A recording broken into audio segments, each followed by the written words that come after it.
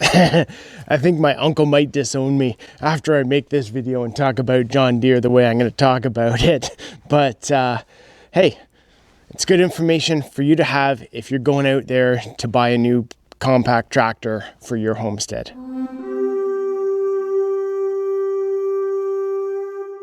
So I bought this John Deere 2032R back in 2019. We got a quote for doing the driveway. It was astronomical.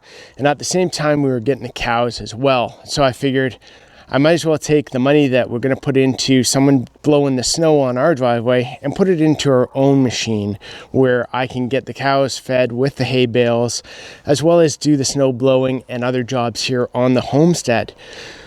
My thought was I'm going to go John Deere because my uncle loves John Deere. He's a John Deere fan. John Deere also had 0% financing. And I like the warranty and everything else that kind of went along with the John Deere. I also like the color, the branding, that sort of thing. I'm kind of a little fanboy. So I went ahead and got this one, and it has served me really well. I don't have too much bad to say about it. It is still an awesome tractor here on the homestead. Besides snow blowing, the second job of this tractor is actually moving these hay bales into the cows. And the problem is if we want a high protein, good quality hay, a lot of those hay bales come wrapped like this, which means there's going to be extra moisture in them. They're not going to be dry. They're going to be a lot heavier. And this tractor, although it does lift most of them, it can't lift them all. It has a hard time lifting any of those really heavy wet bales. I think the max rating on this is around 1,200 pounds that it's able to lift. And moving some of these is no problem. It can do it. The straw bales obviously is not an issue at all. When they're dry, it's not a problem. Again, it's when they're really wet, this struggles to get them up off the ground. So that kind of brings me to my second point about power up front versus the price I'm paying. I recently went out and priced out some Coyotes. They've been around in Canada for a long time. I don't know what they're really like. However, I did go talk to the sales guy there. I went and basically put my hands all over one, checked it out, and I find that in some cases, what it looks like is for the same price I bought this one, I could get, say, the next level up in Coyote, and I'd be able to be lifting 2,400 pounds at the front on the forks. So that would allow me to move any round bale, any large square bale that I wanted to, almost for the same cost as I paid for this one. And more power up front also means more power in the rear at the PTO. I've been looking at not only manure spreaders, but forestry mulchers and other attachments for the back of my tractor to get more stuff done on the homestead that we need to get done.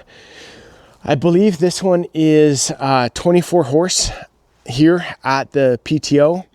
Again, if I jump up to the next size in Coyote, I'm getting, I think it was 32 horse on the PTO, which allows me to jump into those forestry mulchers, manure spreaders, rototillers, other attachments that I can utilize that more power in instead of being underpowered. One thing with me is I'm not exactly gentle on my equipment. I want to get stuff done. I've used this for taking trees down, prying roots and stumps up with the bale spears. I've been moving big piles of brush. I've bashed into stuff quite a bit with this tractor, and it has held up well. There's no denying that. I've never had it break down. I've never had an issue. It has treated me great. However, there are little things that have popped up that might have probably popped up on another brand of tractor as well, but I'm not positive on that.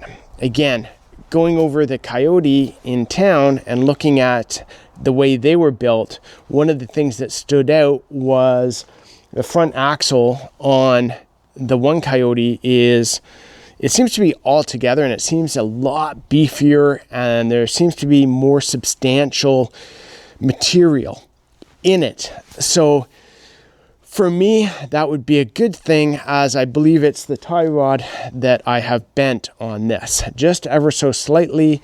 I assume it's probably from running into a stump or a tree trunk or something like that. I have damaged the front grille on this. Again, the way I do stuff with the tractor and the way I do stuff, I don't think any tractor would have fared any better. The tie rod possibly, but definitely not the front grille. I was moving trees, pushing them around, and the one tree went through the bale spear and into the front grille, damaged it.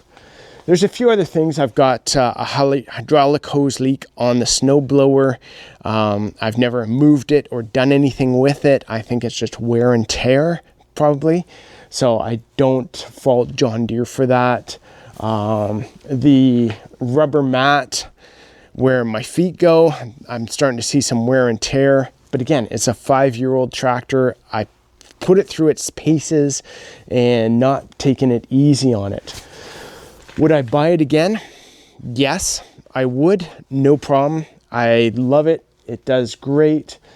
However, I would look around at other tractors more than I did going into this. I would take a serious look at the Coyote as well as probably some of the others out there.